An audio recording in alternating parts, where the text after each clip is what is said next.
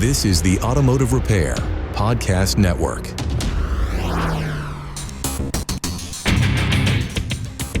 Welcome to Automotive Field Theory, where I explore the systems, principles, and forces shaping our profession. I'm Matt Fanslow, and I reject your reality and substitute my own. That and more after a word from our sponsors, Pico Technology and Autel. Tired of guesswork in your auto diagnostics? Need to pinpoint faults quickly and accurately? PicoScope will turn your PC into a powerful diagnostic tool. See live waveforms from sensors, injectors, and ignition systems. See the problem? Solve it faster. Visit picoauto.com. That's Pico auto.com. Autel delivers award-winning automotive diagnostic tools trusted by technicians across North America. Backed by Autel North America experts in sales, training, and technical support. From drivability diagnostics and TPMS service to ADAS and advanced safety systems, Autel helps technicians follow OEM procedures and repair with confidence. Learn more at autel.com. As many of you probably already know, I did a podcast with Carm on Carm's show with Keith Perkins, and we talked about procedures, speaking almost entirely of ADAS, but I had brought up a comparison or analogy, if you will, really a comparison to a system that's not necessarily ADAS. I brought up particularly like caliper plate bolts being required to be replaced on Fords. Are Fords the only vehicles that require such things? No. But it was just an example. It's off the cuff. So there's a video short of that. And it's got a lot of comments. And I suppose a lot is a relative statement, but still, it seems that there's a lot of us way okay with coming up with our own ideas of what's okay or good enough. And I struggle with that because it really has nothing to do with knowing better or not. The problem is, I guess the way I see it, and I think I mentioned it in the podcast, is I've had car insurance since I've been in high school. I've never used it, but I pay it every 6 months. I pay it. I umbrella it with my home insurance because what do I do in the event of an accident that there's a helicopter ride involved? I mean, I don't know, buy the insurance for hopefully the vast majority of the days I'm driving, or I guess even somebody's driving my vehicle. I'm buying it for that really bad day. That may or may not be my quote unquote fault, but my insurance company's involved. So the service information says to remove bolts and discard. It doesn't tell us why. I have found zero information from Ford in this case saying why. And maybe there is. Maybe one of you is listening to this and rolling their eyes. And if you would please, pretty please, seriously, if you would find it in your heart to link me to the document, because I can't find it. I've tried. I've spent a lot of time on Ford service, Motorcraft service, but the Ford service version. And I've emailed and text messaged friends that Ford dealers, and we have yet to find the document that basically says why those bolts need to be replaced.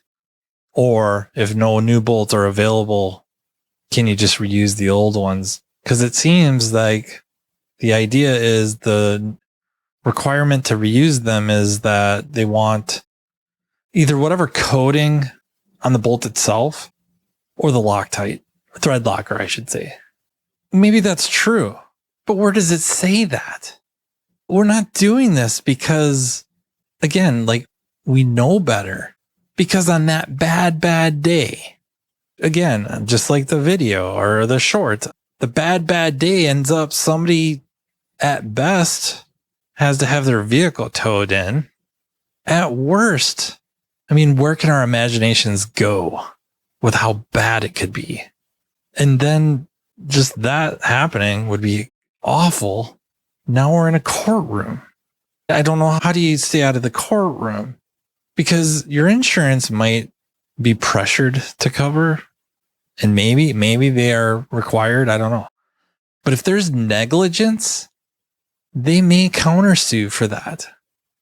They may come back at the shop for negligence. Maybe this isn't something I should be talking about because I don't know for sure. And I'm even more positive it varies by state. But man, oh man, the comfort level where all it's flat out says in service information, remove and discard. Doesn't tell you why. Doesn't give you a link to a bulletin or a message. You know, in Ford's case, it'd be what? A special service message giving you the workaround, giving you the, hey, sorry, we're out of them. Or you don't really need to. Just here's the other way. It doesn't seem to be all bolts. And it does seem like there are fasteners where there's suggestions to replace, but maybe, you know, they let on that you can reuse them, but here's the criteria. But for that suggestion or really for that comparison I made, I've yet to see anything that says anything but you take the old ones out, get rid of them, and you get new bolts and you put them in. And yeah, I don't know if they don't have them. Are there specifications on those bolts where we could get the same bolt, just not from Ford? I don't know. I can't think of a time where we've had an issue getting the bolts. So that's new one. That's a new one on me. I don't know how to answer that. We do the jobs and the bolts come either with the components we're replacing, pads or calipers, or we call the Ford dealer, or yeah, who calls anymore, right? Repair link, order them. They're there. We just don't mess around. But the comfort level, the confidence just blows my mind. Where does that stop? Another comparison comes to mind is tire plugging. You know, with like the rope plugs. Talked about this before. There are millions and millions and millions of miles. I don't think I'm exaggerating. Like there's millions of miles on tire plugs. Problem free. They worked perfect. They plugged the hole and the tires were eventually replaced because they wore out. Problem free. But then there's the ones that didn't. There's precedents, right? There's legal precedents where those plugs were used and the shops that did that got sued and lost. What is there to say? There isn't a tire, or at least a major tire manufacturer in the world that approves of tire plugging, right? There's the plug patch and seals. What do they call them? Patch and seals, plug and seals. It's an ordeal to put them on or in, right? Like the tire's coming apart. It's coming off. It's getting prepped. There's a plug portion that goes through the hole and then vulcanized to the inside of the tire like a patch. And that's only approved in certain areas of the tire. So we're okay just plugging the tire. It's risk management, right? And I guess there's many professionals who would not condone or be very supportive of a shop or specialist using a plug repair. I guess it's risk management. If that's what you're going to do, you're taking on the risk. But why are we so okay with that? That just seems like major, just egocentric bias, heavy on the ego. Like, and when brought the facts of the matter with, again, there's legal precedents. It's not hard to find examples of repair facilities being sued and losing and using these repairs that are not approved by that, specifically either the car manufacturer, or vehicle manufacturer, or part manufacturer, if you will. Man, we're okay with it and willing to, I don't know so much about die on the hill, but argue. Is your shop ready for the electric vehicle revolution? Don't get left behind. The Pico EV Kit is your all-in-one solution. Diagnose any electric or hybrid vehicle, from high-voltage batteries to complex communication systems. With guided tests and pinpoint accuracy, you'll tackle more jobs and boost your bottom line. This isn't just a tool. It's your future. Be the expert in EV repair. Visit picoauto.com to future-proof your shop today. That's PICOauto.com. Autel is a global developer and manufacturer of award-winning professional automotive diagnostic tools and service equipment, trusted by technicians, educators, and shop owners across North America. With diagnostics at their core, Autel's real-world solutions support repair workflows ranging from full-system vehicle diagnostics to servicing the most advanced automotive technologies. What sets Autel North America apart is the team behind the tools. Dedicated experts across sales, training, and technical support, each bringing deep, hands-on experience supporting professional technicians. When questions arise, you're working with people who understand the vehicles, the procedures, and the real-world demands of modern repair. Whether diagnosing complex drivability concerns, servicing TPMS systems, validating repairs, or working with ADAS and advanced safety technologies, Autel tools are engineered to support accurate, efficient repairs in strict accordance with OEM procedures and standards. To learn more about Autel and their diagnostic solutions, visit autel.com, AUTEL.com. It reminds me of the beginning of ADAS when, outside of the dealer world, independents were starting to do calibrations, and there was a big big debate between using OE targets, OE scan tools, OE service information versus aftermarket. And I felt like I definitely understood the position of those who were OE, pro OE, or felt like we should be doing 100% OE. That isn't unreasonable. With the aftermarket, depending on the systems, of course, I also felt it was logical with the aftermarket. In some cases, the aftermarket seemed better, more accurate. Yeah, in some cases, quite a bit faster, but in a lot of cases, too, faster. Pete and Repeat were sitting in a boat. Pete jumped out. Who's left? So they were faster. Aftermarket could be faster. Many times was faster, but then they could be also much more accurate. And we're talking about lasers versus strings. Well-built metal stands versus PVC or wood. It's true. Like some of the OE targets were PVC and some were made out of wood. And that's the OE tool. So I'm not like trying to dump on it, but I don't know that I necessarily agree with dumping on the aftermarket version. That was arguably better, but the position of using the OE was sensible. There's logic to it. And I guess why I'm bringing this up is it really never made sense to me that if you were pro aftermarket to just get really wound up and tell people that we're doing it the OE way, they were doing it wrong. That doesn't make any sense. We're doing it the way the manufacturer approved or directed, published. That's a pretty strong defense against pretty much anything is, did you do this calibration? Did you do it right? Yeah, here's the data. Here's the photos of me using the OE equipment. Here's the results. Game, set, match.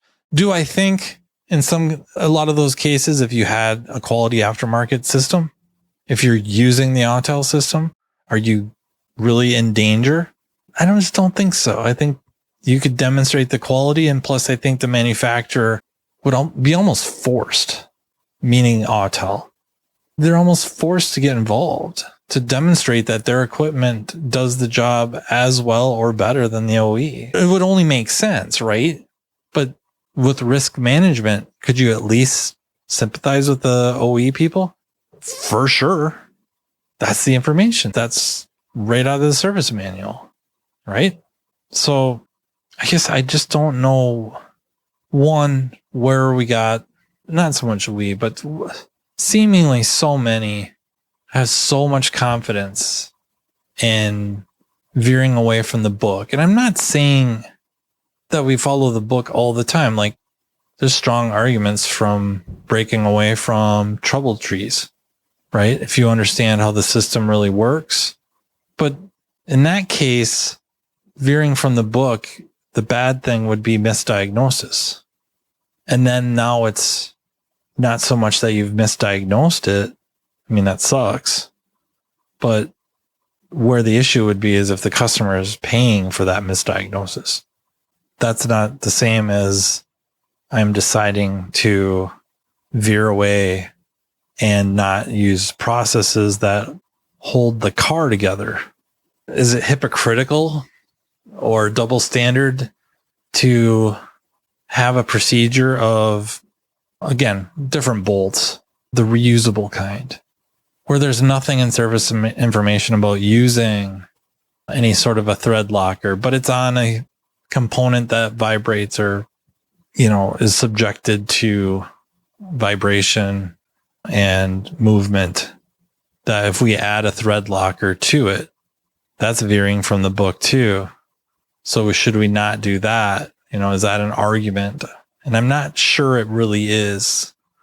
What would the argument be that you've now went away from the service information, arguably made the repair more higher quality or longer lasting, more rigorous, versus foregoing or ignoring the recommendations in a way that weakens the repair?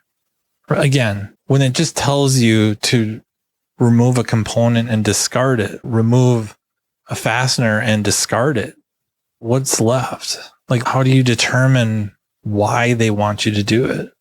And then where is it published to cover you? If it is, then that's much different. Like, if there is literally a component, or I should say a paper out there, literature out there from the car manufacturer. In this case, we're talking about Ford. I'm not dumping on Ford. It's just the example that flat out says, hey, you can reuse these. They need to have, this coating and this thread locker. Now they're reusable. Fine. But where is it? And if you're the one that's okay reusing them, why run down the ones that are just following the manual? Like, what sense does that make? And it goes to some of the comments that we saw with Keith's short from a separate podcast he did, talking about calibrations not being done on his vehicle from a dealer.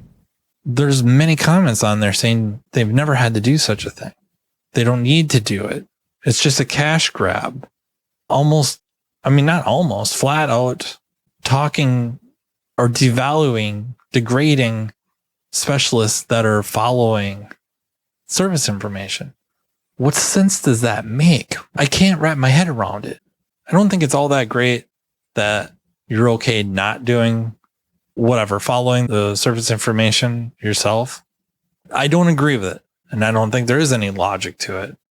I don't think I can wrap my head around the reasoning, the justification of degrading those that would follow service information. Somebody's doing things the right way and we're going to run them down. What? I don't know if there's even an answer in all that, but it is really a question of risk management. What is it worth? And where are we okay deviating? And how are we deviating from service information? And then again, like, so many examples. Personal protective equipment. You don't wear it for normal days. You wear it for that really, really bad day. If you're out in the woods cutting down all those dead ash trees from the EAB emerald ash borer and not wearing a helmet, you might get away with it. But you don't wear a helmet for all the days that you would get away with it. You wear it for that day there's that widowmaker that's making its way towards your head. I guess that's my thought process with service information. When it tells me to discard something, don't reuse it, or torque it to this amount, and prep it this way before you torque it, or whatever that procedure is, following it is for that really bad day. So yeah, I guess on that severe disappointment, that's how I'll leave you. I really look forward to comments on this. If there is a link that I missed or documentation that I missed, if you could hook me up, I have no problems admitting I'm wrong. I have to do it all the time. I'm still married. So if you know, you know. All right. Thank you again for listening. Thank you so much to our sponsors, Autel and Pico Technology. Thank you to the Automotive Repair Podcast Network for letting me change the name of my podcast and letting me do this. And until next time, take care. You've been listening to Automotive Field Theory with Matt Fanslow on the Automotive Repair Podcast Network. Download our exclusive podcast app at arpn.app because the best conversations in the industry start here. Want Matt to cover a specific topic? Well, check the show notes for his email. Your input matters.